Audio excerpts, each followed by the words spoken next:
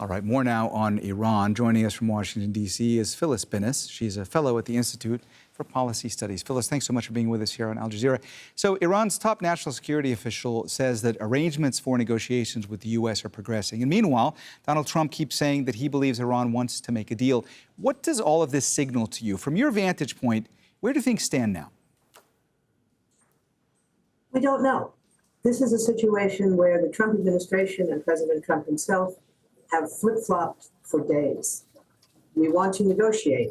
Well, we're sending a massive armada led by an aircraft carrier. The messaging is very unclear. It's not clear what he wants. There has been claims that initially this was about protecting the protesters. It's clearly not about protecting the protesters, stopping the attacks on the protesters.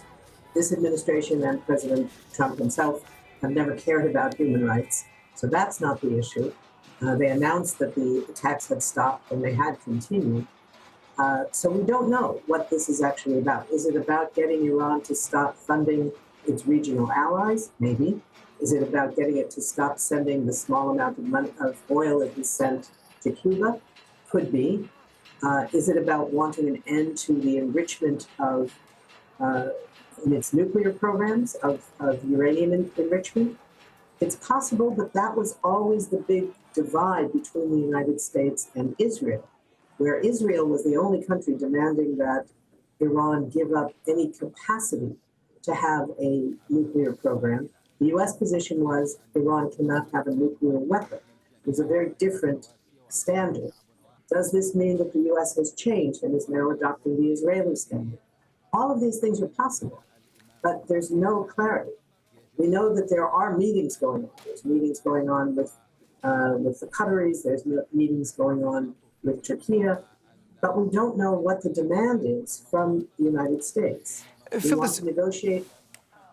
Phyllis, let me ask you, you're talking about the fact that there's a lack of clarity right now as to what exactly the U.S. government may want. That's what you're saying, that's unclear. If Trump does ultimately order an attack, however big or small in scope that it might be, do you think that the endgame would be announced at that point? Does it seem to you that the administration might say that the ultimate goal could potentially be regime change?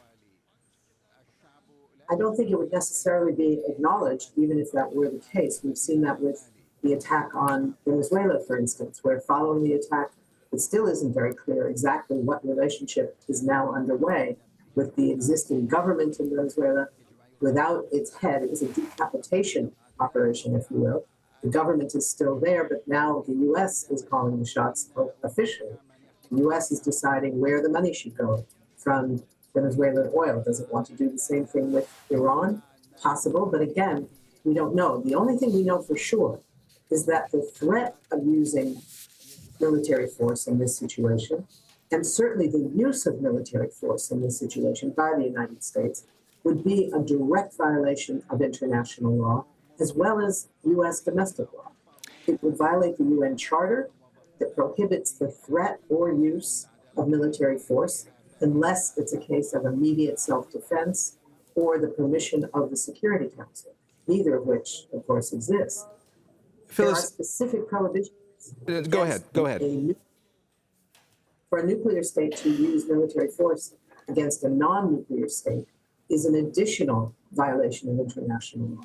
So these are very clear violations, but so far globally, nobody is trying to hold the U.S. accountable for those violations. Let me ask you this, Phyllis. Iran announced that they're going to carry out naval exercises in the Strait of Hormuz. From your vantage point, how much does this run the risk of escalating tensions further? I think it could escalate the tensions if the U.S. wants it to. Iran is certainly not in a position to militarily attack the U.S. forces or to take a military initiative against the United States, which is obviously a much stronger power. But the Iranian government is also faced with a great deal of domestic opposition right now. And there is a divide between the more radical elements in the government and the more moderate elements in the government. This may be partly about that. The U.S. has just decided to make the